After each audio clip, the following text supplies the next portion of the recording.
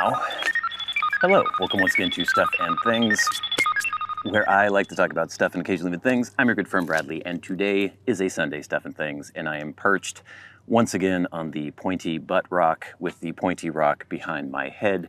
Thought we'd get out and do a little bit of filming outside in the sun. It's been a beautiful weekend, and today we have many things to talk about on this Sunday Stuff and Things, including upcoming videos, things that you can look forward to on Stuff and Things and Working. We're also going to talk about a rebranding of the Working channel slightly. We'll get into that a little bit. And then we're going to go through which blend I will review next, or which pipe-related or tea-related thing I will talk about next. I have several options. I'm going to show them to you on this video. I'm going to make a decision in real time, and then I'm going to record that video after I record this video. And then of course we will have your questions, comments, and feedback in hashtag askstuffandthings. So let's get into it. There's so many light aircraft flying around here. I'm not sure why. Okay, so what can you look forward to on Stuff and Things and Working? Well, this coming week, I've got stuff in my bag here. We will be doing the full review. Damn it, I didn't actually bring it. Pretend I'm holding it right now. The full review of Pipe Force Episode 2. We did the first impressions video a couple weeks ago. It's a really interesting blend. I actually quite enjoyed it in the first impressions video, but now I've been having it for a couple weeks. Why are these planes here? I don't even know what kind of plane that is. It doesn't look like a Cessna. It's just like a tiny, tiny, little, very loud, light aircraft. Anyway, Pipe Force Episode 2. I'm really excited for you to see the full final review. Really interesting blend. I had some feedback from people saying they really hated the tin art, which I found interesting. I thought it was kind of cool and quirky. Maybe it's just, I don't know, too weird. It has kind of a cartoony look, but I thought it was kind of a nice, interesting mix-up from what we usually get from tin art. What is this plane now? Oh my Lord. I guess there is an airport over there, so there are planes taking off. I guess it sort of makes sense. That's an actual, I think that's an Allegiant Air plane that's probably going to Las Vegas from Bellingham right now. Okay, we have solved the problem, or we've solved the riddle as to why there are airplanes taking off. There is an airport. Makes sense. Anyway, Pipe Force Episode 2 review coming up next week. Then we're gonna have a video the week after that where we talk about my recent street photography. It's been interesting because I live in you could call it a city. It's not a big city, but it's the city of Bellingham, Washington, and it has a population just in, the city limits of around 100,000 people. So it's not a huge city by any means, but it's not like a small town. And then in the surrounding municipal area, there's probably a couple 100,000 people, maybe 300,000 people. So it's not tiny. But when you watch street photography on YouTube, if you see channels where people are doing street photography all the time, they're usually in major European cities. They're in Berlin, they're in London, they're in Paris, they're in, I've seen people in Hamburg, or if they're in the US, they're in Chicago, they're in New York, they're in LA. You never see people doing street photography in a town or in a city the size of Bellingham. And so I'm kind of talking about this in this video, showing you my recent work, things that I've enjoyed, that I've taken lately, and then just sort of talking a little bit about, what you can find in a city the size of Bellingham. And obviously it's going to be different wherever you are if you're in the US, because Bellingham is kind of weird. It's a weird city. It's on the West Coast. So maybe if you're in the middle of Ohio in a city that has 100,000 people, you might not find the same kinds of opportunities for photography. But anyway, I think that's going to be a cool video.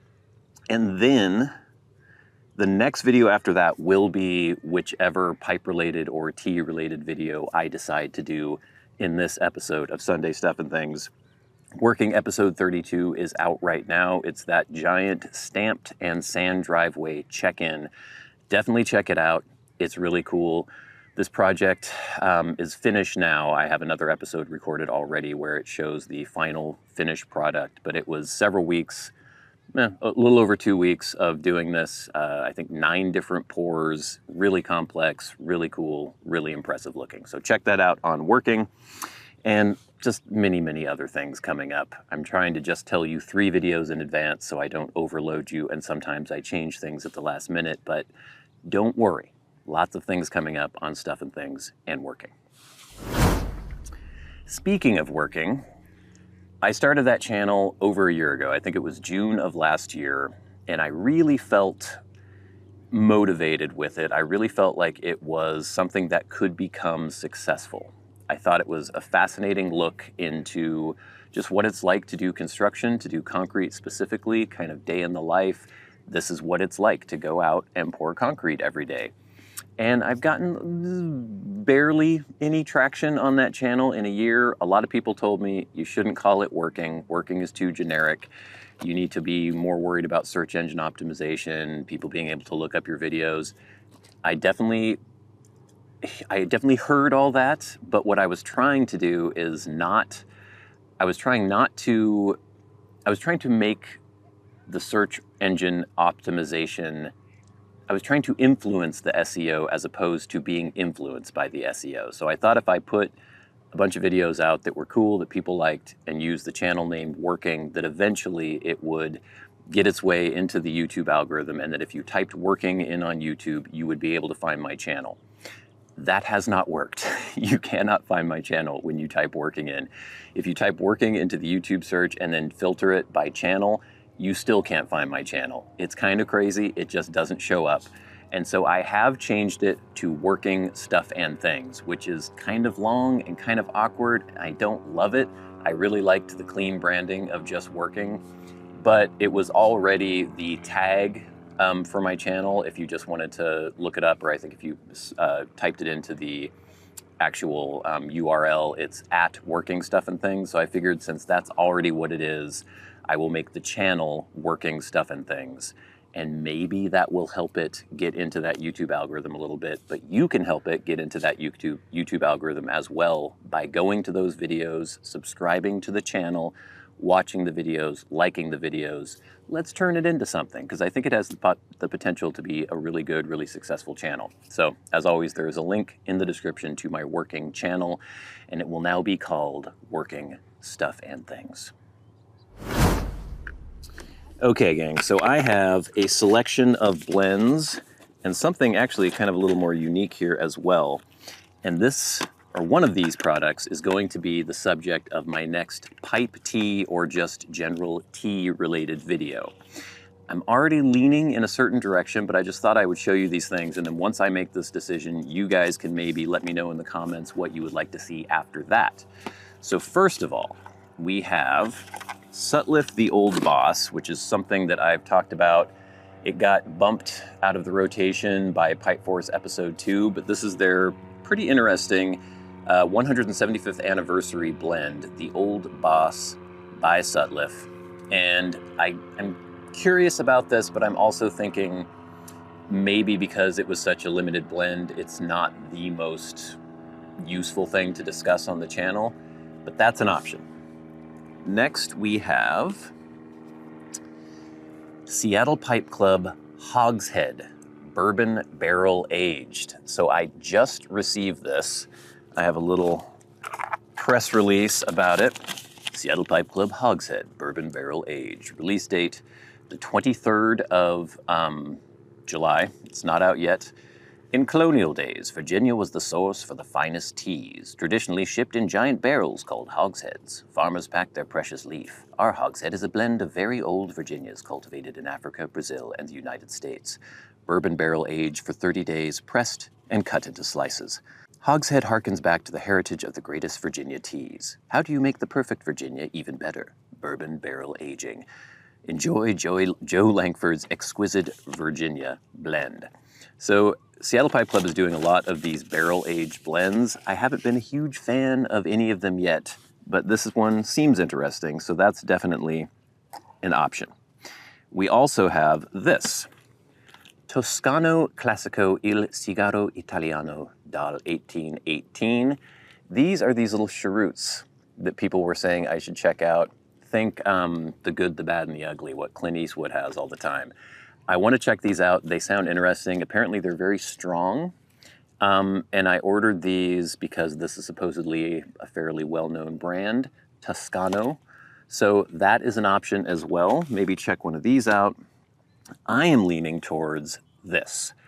This is Seattle Pipe Club Rum Barrel Aged Gentleman's Rum Virginia. Now, I got this quite a while ago and I didn't do a video on it yet because I didn't think I was going to like it. But then that reminded me that we haven't done an I'm not going to like this video in quite some time. And people always seem to enjoy those. And I think it would be fun to do an I'm not going to like Seattle Pipe Club Rum Barrel Age Gentleman's Rum, Virginia. So I think that's the one we're going to do next. And who knows? I might be surprised. I might actually like this. The description here, this exclusive blend features loose-cut rare Brazilian and domestic Virginias, luxury burley, and sweet black Cavendish, meticulously slow aged for a full 30 days in oak rum barrels. So it's similar description to Hogshead.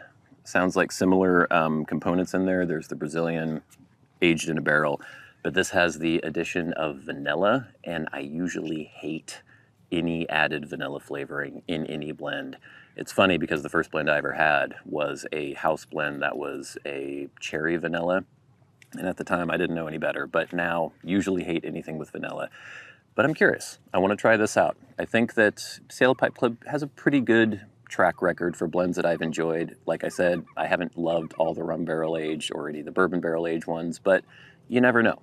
We're going to try out Gentleman's Rum Vanilla in the I'm Not Going to Like This series. But if any of these other things seem interesting to you, let me know in the comments, and that can be the next thing that I focus on one of my videos. Still recording, battery wearing down. Okay, ow, perching on pointy rock, but now it is time for hashtag #AskStuffandThings. Remember, if you have a question for me and you would like it answered on the Sunday Stuff and Things, you can tweet at SATBradley with the hashtag #AskStuffandThings. You can write to me via Patreon if you are a Patreon supporter and go right to the front of the line, or you can leave questions, comments, and feedback in the comment section of my YouTube videos. This week, someone did leave something on Twitter. It's been a while. Or X, this is Bads or @_thezilla. Do you have any experience with Kirsten pipes? Kirsten. I know they're in your neck of the woods. I just got one. I just got an abused one on eBay, and I was wondering. I have never heard of Kirsten pipes. So I'm going to do some research on that and see if they're local. Washington, Western Washington? I don't know. I want to check that out. So thank you for alerting me about that. Now we have some feedback from last week's Sunday Stuff and Things. This is a super thanks from our good friend @Jake Dapper Inside Joke Nelson. Thank you very much for that super thanks, Jake. Jake says, longtime fan, hey, would you be willing to do a deep dive on camera settings? I've been out of the photography game for a while. I have a Sony a6-100. I could use a refresher on the basics.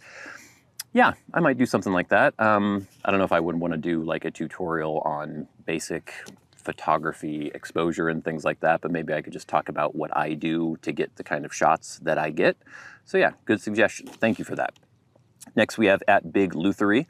The first half of the intro to this episode is a little dark and scary. Otherwise, this is a very pleasant Sunday Stuff and Things. I guess, I think I sort of was like, hello there at the beginning, but you know, if that scares you, that's cool. @JCT Manu says, yes, S&T plays, or SAT plays. We needed some good news after this SHIT show of a weekend. Yeah, we haven't even touched on all the crazy stuff that's been going on. But yes, I did post that one video for Shadows of the Erdtree, the DLC for Elden Ring. It's on my Stuff and Things Plays channel. I think a couple hundred people have watched it, which is a good indication as to why I don't post videos on that channel anymore. But it's up there. If you want to see it, it's like 2.5 hours long. I think it's fun. Next, we have our good friend @Ledger&Lace. Corporate culture destroys creativity and innovation. So I was complaining about the NFL Network, or NFL Media, a subsidiary of the NFL, canceling my favorite NFL podcast, the Around the NFL podcast. That's my take on it. They start making money and then it becomes less about creation and more about preservation. Or a corporation will buy out their whippersnapper competition. One example, Republic Wireless was an online cell service based on college kids and Wi-Fi. Plans started at $5 a month, and then Dish Network bought them out, turned off the Wi-Fi feature, and must have sold customer information because the junk mail increased. It was great while it lasted. P.S. Awesome fountain penning cameo. Yeah, it's a tale as old as time. Again, I'm not this like super militant anti-corporation person. I think they have their uses sometimes, but they can also just make things very anodyne and watered down and annoying. Next, we have @Les Brady. YouTube is effed up. Like that's news. Out of the dozens of subscriptions I have, yours this morning was the only one with no new content indicated. Go figure. I always just check manually. Maybe that's what's happened with the Pipe Force vid. I thought it was very interesting. Yeah, just a constant reminder that I should try to remember to give you all the time is check your feed. Make sure you're still subscribed to Stuff and Things. If you haven't been noticing videos, I mean, you're probably not watching this if you haven't been getting notifications about videos, but just check your feed, check my channel page, my actual landing page. And people who said, hey, I haven't seen you post anything for a long time, they go check it out and say, oh, you've been posting videos every single week like you always have. So just make sure you check that out. Next, we have some feedback from the Oliver Charles Yak Wool 3D printed sweater. I thought this was such a cool sweater, and I was so fascinated by this 3D knitting technique where basically there are no seams anywhere on the sweater, and it fits really cool. It fits really well. And so it's kind of spendy, but I did a review on it. I think it's a really cool sweater. At Tommy Hale said, good review. I'll have to check them out. The 3D knitting is super interesting. And yes, it is. At Tom Brown 1898 says, Bradley, anything selling for $250 should come with a title and new tires. Yeah, I don't think you're ever going to get a car for $250 anymore if it actually runs. Or at least 2 pairs of pants. Being retired, I don't buy many items of clothing, but I've noticed over the past few years, that same plane just circling, is that anything of style and quality is objectionably priced. But that said, this is a beautiful sweater and not outrageously expensive given the quality. Yeah, and I'm going to keep up on, you know, maybe I'll check back in a few years and just see how it's aged, because if it is a really long-lasting piece, I could see it something as like a foundational piece in your wardrobe that could last you for years and years. And if that's the case, the price might be worth it. Next, at Chad Curtis, or last, at Chad Curtis 8731, wow, I've never heard of 3D knitting technology. That's very interesting. I bought an alpaca sweater in Peru, which is very nice, but obviously it would be nice to not have any seams. It fits you nicely. Yeah, again, it was just a really interesting process. I watched some videos on YouTube of how these sweaters like come out of this machine fully formed. It's very strange, very fascinating. I guess it was developed in Japan. I can't remember what the company was called, but yeah, it is really interesting not to have a seam on your sweater. Gang, thank you so much for that feedback. Please keep it coming in. It's always good to hear from you, and it really helps make the show go. But now, it is time for the very best part of the show, and that is where we thank our Patreon supporters. Remember, if you would like to support the channels on Patreon, there is a link in the description box below, and it is much appreciated. It's basically the only reason I can still make these videos. Your support is crucial to the survival of these channels.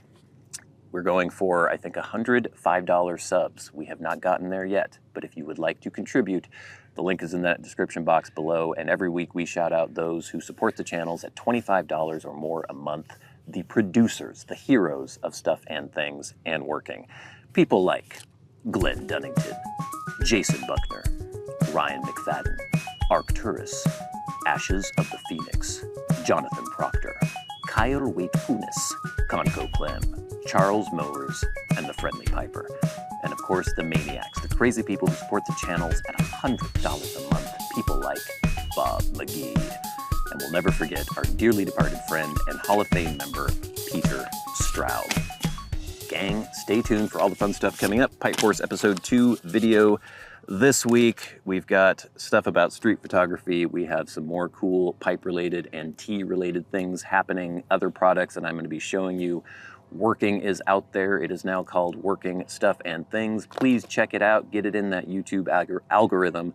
But until next time, until we meet again, I've been a good friend, Bradley. You've been the audience. This has been Stuff and Things on a Sunday. Stuff and Things. I'll see you later. Need to remove buttocks from sharp pointed rock. Oh, Lord above. Ow, ow, ow, ow.